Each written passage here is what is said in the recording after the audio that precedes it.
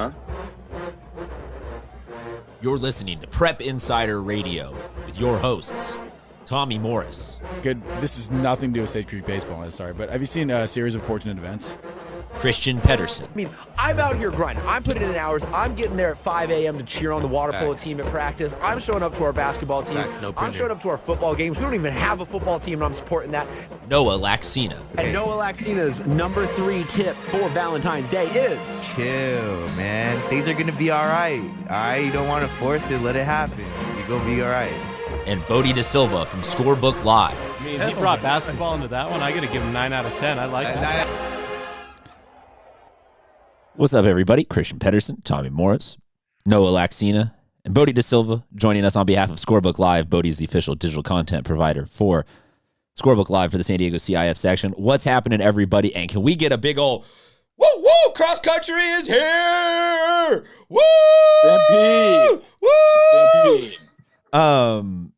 Short breath. The stay-at-home order has been lifted, so Purple Tier Sports can begin.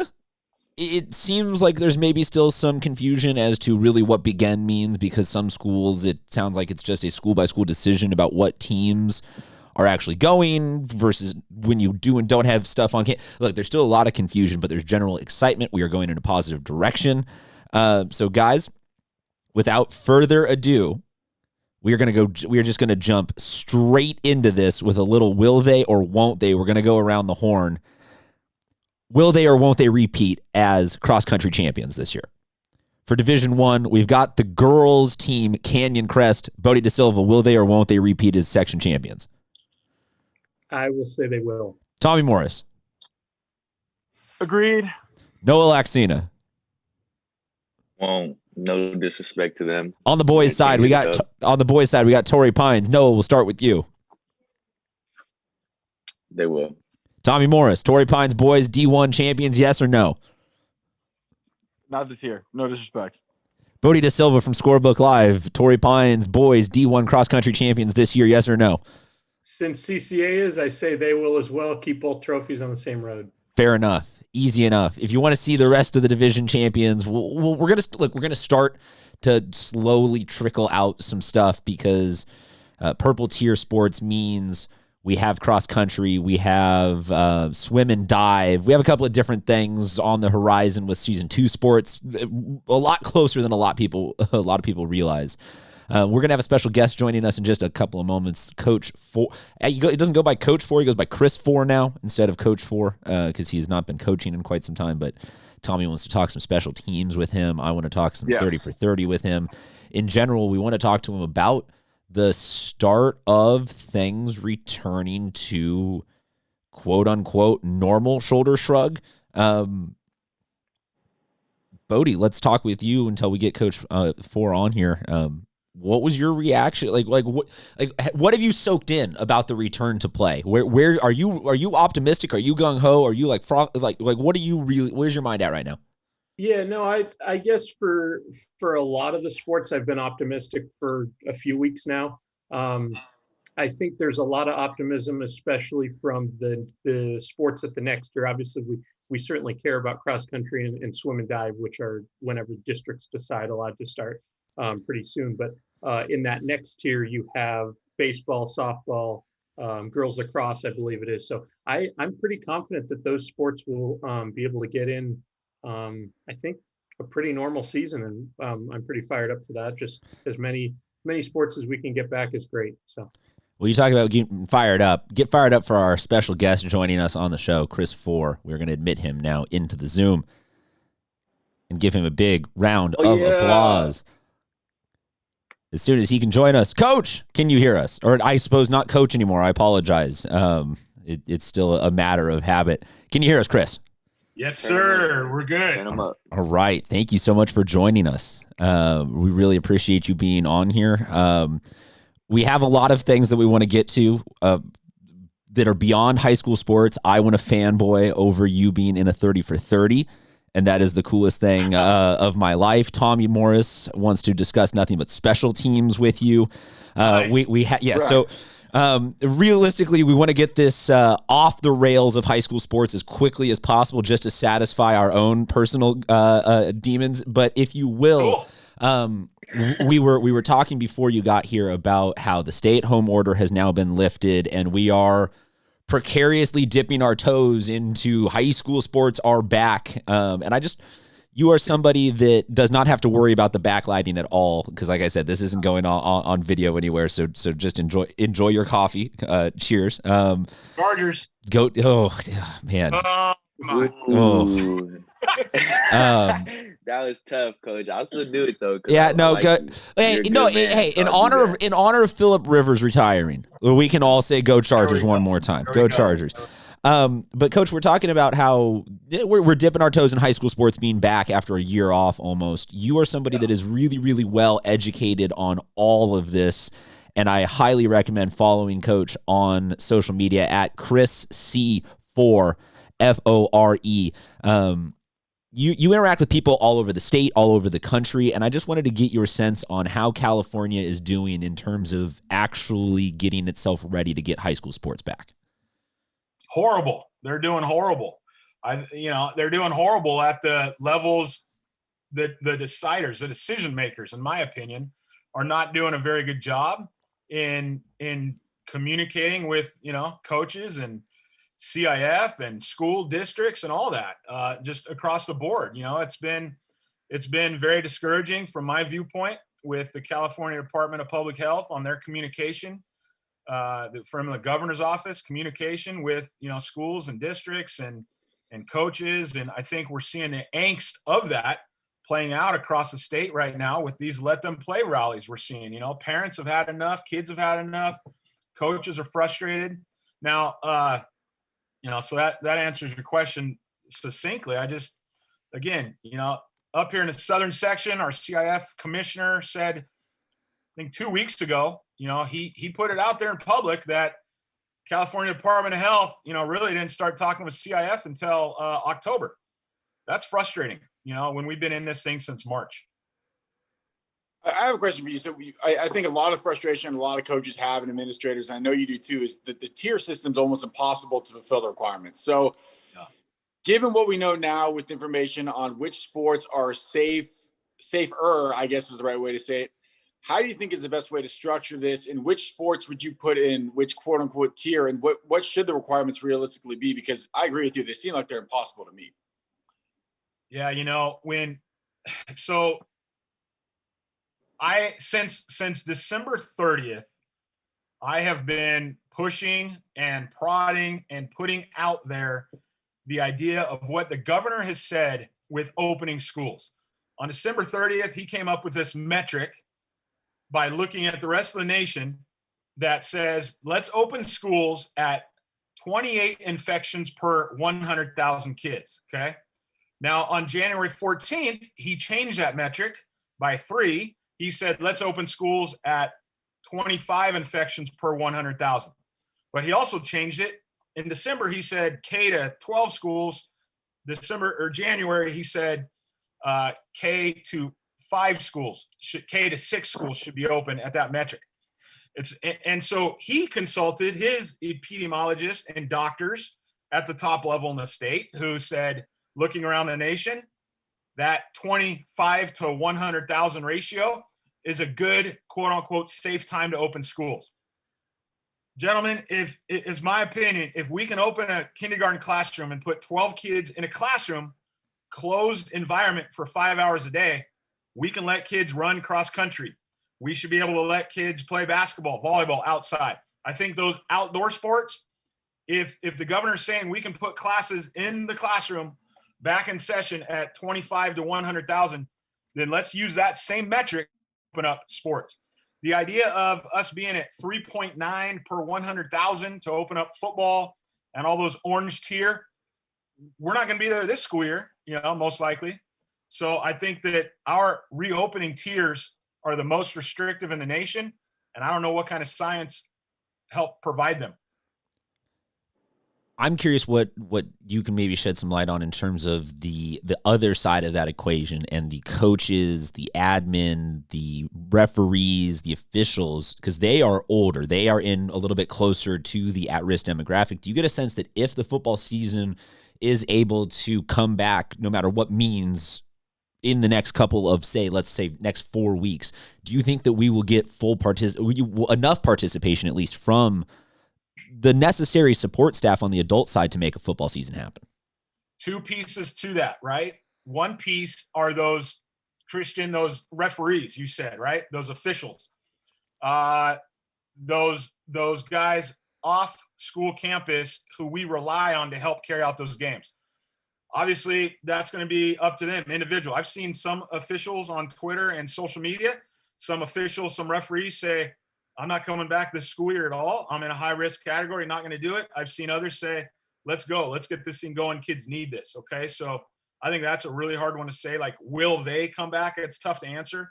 I haven't seen any official associations put out any kind of statement saying, hey, we're not going to officiate until we get to this zone. I haven't seen that. So I would say, if an association is not coming back at all, we probably would have heard that. And then the second part of that, though, which is a really big deal that I don't think a lot of coaches and parents understand and are even talking about, and I've been trying to push people to think this way as well. The second piece to that game's happening is the MOUs in school districts, the Memorandum of Understanding. So the teacher unions and the classified unions, they have these Memorandum of Understanding. And those have been set in different districts differently this year. And some of those are set for like 2 months at a time. Hey, we're in distance learning right now. Here's our memorandum of understanding between the district and this classified union as to our hours, where we work our hours. Can we do our job remotely? Can we not do our job remotely? So a lot of those MOUs have not been set for the whole year, but they're being renegotiated between district management and school board and those classified or certificated groups. Guys, here's the deal. And I only know some of this because I'm a principal now, and I've been an administrator for a little bit. And I know a little bit about how those memorandums of understanding work behind the scenes. If, let's say, just for instance, Tommy Morris Unified School District gets the green light in San Diego County, you can go, you can open up sports. That doesn't mean we're seeing games the next day, because those MOUs between districts and their employees might need to be reworked at that time to get students back on campus. You need the custodians, you need the support personnel, the staff, the nurses to come in and maybe screen all those people. So it's a really big issue that a lot of people just aren't thinking about. And there's some districts who have shut down the entire school year already. They said, hey, we're in distance learning all year. So they're going to have even some bigger conversations they may have to have for MOUs for sports to happen. You can follow it. Is that something Tommy, MOUs are talking about? Is that? Oh, sorry. Go, Christian. No, saying Tommy, go ahead. Yeah, so the MOUs, all these other hurdles that especially public schools have to deal with, is this something that's going to drive more kids to club football this year? Or do you think that, I mean, I've seen personally a lot of them shut down. No, we're not talking about this. The club football thing to me is you've seen in the last 3 weeks, it's fluctuated up and down as CIF has changed rules and unchanged rules and rechanged rules. So let's focus on one agenda issue at a time, if you don't mind, this week, and we'll stick with just the actual physical return to play. Tommy, I will let you jump in, though, with your special teams questions. Let me plug his Twitter. If you want to find him on social media, it's at Chris Fore. You can find him and basically get what you just heard him talk about in the last 10 minutes. You can get a 24-hour live conscious stream of it. From him that is really, I mean, it is illustrations, it's graphs. You don't go on like long singular threads. It's nice. You keep it easy and simple for us. It does not get better than visual learning aids. Tommy, you wanted to talk special teams though. Yeah, I don't know anyone who breaks down special teams quite like you do, so I got to ask you 2 questions. I'm putting you on the spot. Best special teams play you saw this year, whether it be college or pro, and most horrific special teams play you've seen this year, whether it be college or pro. God dang, that's too hard to answer. He can go on about memorandums of agreement and that for 20 minutes, but he does. That's hard to narrow. That's just so hard to narrow. I'd say, there was, I don't know. I can't even, Tommy, I don't know. I don't, like, I watch college football, but I can't remember like I can remember 3 years ago. I'll change the question then. So what is it? What is a trend that you see in special teams now in college or pro football that just doesn't work that teams keep trying, and it's just a nightmare. There we go. Great one. Punting so I'm a shield punt guy. I've been doing that since 2001, written a book about it. At the collegiate level, we see a lot of schools screwing around with the shield punt too much. And the philosophy of having a shield, 2 or 3 guys right in front of your punter, getting your team downfield quickly, funneling people to that shield. A lot of colleges are getting so cute and they think creative, and they're splitting out their tight ends wide, narrowing that box.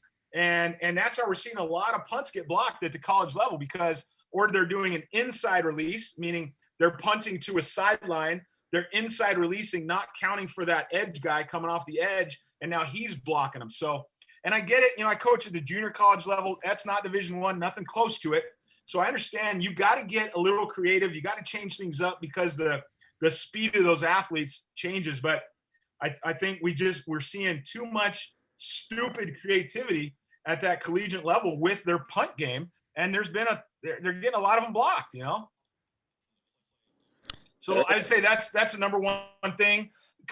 Listen, pro special teams is so boring, and a lot of that's literally, I talked to a guy probably 5 years ago, Jacksonville Jaguars. I don't even remember his name, to be honest with you. Jacksonville Jaguars special teams coordinator contacted me through a mutual friend to talk about the shield punt because they were discussing maybe a rule change.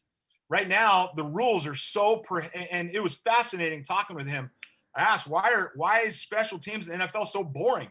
He said it's all about the rules driven by the owners who don't care about special teams, don't want teams practicing a lot about special teams because it takes away from everything else. So, you'll see the same exact punt formation 50 years in a row because it's a rule. And it's not a rule you have to be in that formation per se, but it's a rule of how many are allowed to go down the field at one time, and that's 2, okay, until that ball is kicked.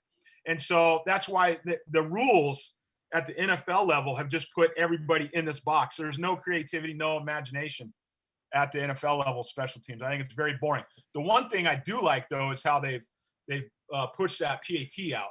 That's a good thing. Noah, you taking notes in case you ever wind up as a special teams coach? Hey, I know who. As soon as I get a special teams job, I know who I'm hitting up first thing. No, absolutely. We're gonna get creative over here.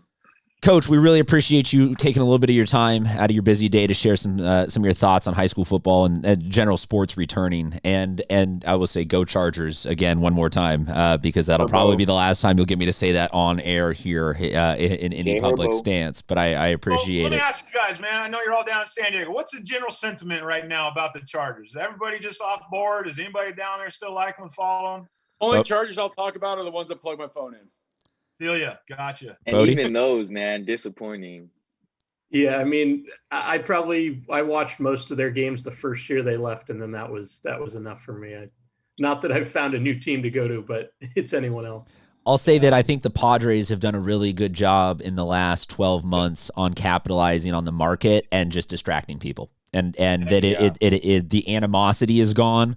And that people like them or are indifferent, but in general have something new and bright and shiny to focus on because basically our ownership group, Peter Seidler's just dangling keys in front of toddlers right now. And we're all just like, oh my God, yes. It's amazing, man. I can't wait for next season with the Padres. We're going to be so good. We're going to be second place in the NL West the whole season, but we're going to be so good. Coach, thank you very much for joining us. You have a great rest of your day. I appreciate you having me on. Yeah, no problem. Guys. Thank you. Talk to you later. All right, Noah, I want to pepper you with a couple of things before we get out of here. And the first one is, as a coach, have you had anybody in do you know people that would have said to you definitively will or won't come back, depending on whether or not they have vaccines? They would just don't feel comfortable coaching a high school season this year. Same question to you, Tom, because you're also kind of involved in those ranks.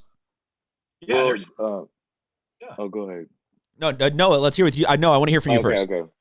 All right. Yeah, there are some coaches who don't want to. There are some coaches who don't want to coach at all for a while. Yeah, no. I want to hear what I was. That correct question was directed at Noah's like his experience within Olympian. Noah, what are you hearing? Oh yeah. So from my experience, there's a few coaches. Our coaching staff is a mix of very young coaches, and then mixed with a lot of old school coaches like Coach Bing Dawson and Coach Paul Van Nostrand. So the older guys, they're pretty uncomfortable right now. They want to see where the numbers continue to go, but at the same time, they feel very unsafe. So it's hard to really tell. A lot of the young guys, we're ready to go. We're just waiting. So it's just a mix. It's a mixed feelings around, and I feel like it's like that across all the schools. But it's very tough for a guy like my defensive coordinator, who was my defensive coordinator, and he's a defensive coordinator now at Olympian, who is 70 plus years old, battled lung cancer, and is very getting towards the end of his days. So it's tough. It's tough to really determine like the pulse of the staff, but it's very mixed, I think, everywhere. Tommy, what about you guys at UC? I would say a similar thing. There's a few kids who are not going to play regardless. Even if we were to come back tomorrow, they wouldn't play just because they live with grandparents and whatnot. And then you have a similar situation with a few coaches who live with different generations of people and they feel uncomfortable. So for those who are in a household generationally that has people 50 and under, I think everyone's pretty much full go. I mean, we've even had some parents, or I've heard of some parents who won't let their kids play if they have to wear a mask and refuse to let them even practice with a mask on because they don't think that's safe. So you hear kind of both sides of the coin, but I think almost every kid would still come out and play. As for coaches, yeah, the kid thing doesn't worry me. It's I'm legitimately curious about the coaching and admin and adult side of this equation. Yeah, again, I'd say 90%, but then again, the coaches that I talked to are all under the age of 50. So I can't speak for those who are older. I do know, I mean, I don't think it's a coincidence that a lot of coaches decide that we're going to maybe stick around for another year, decide to retire, in October. We already talked about this at length last year, but that doesn't surprise me at all. And so I think anyone who would have already bowed out has already bowed out, if that makes any sense, in order to make way for what we thought was going to be a December season. So kind of in that November, October, November area, that's when people either were in or out. And so you kind of already know who's in and out. Now, I would say there's definitely enough coaches around to help with this. The bigger issue is if you're a multi-sport coach, then what do you do? Because now you have to pick one, because there are a lot of conflicting sports that weren't previously.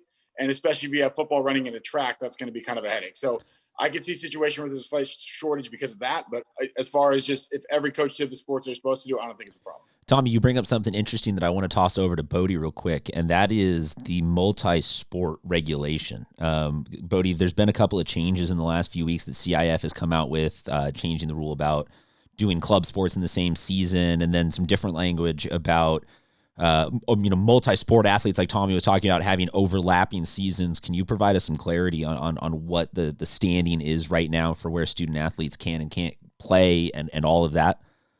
Yeah, I'll have to go back and read the fine print for you because they have been changing so many times. But ultimately, I would side with once their high school sport comes back. I think that'll leave a lot of kids to not feel the need to play their club. Now, I think the current ruling is that you wouldn't be able to. Now, who's there to enforce it, that after their high school practice, they go to a nightclub practice and nobody's going to check their name or what? I mean, not like they're being tracked that way, but I think whenever their actual high school sport gets back, that will alleviate the need, at least to feel like they're going to go play club as well. But Noah, I like going to you for the if you were an athlete thing, so because you're the most athletic out of all of us. But let's say football does not happen just because you can't sue your way into CIF breaking health rules.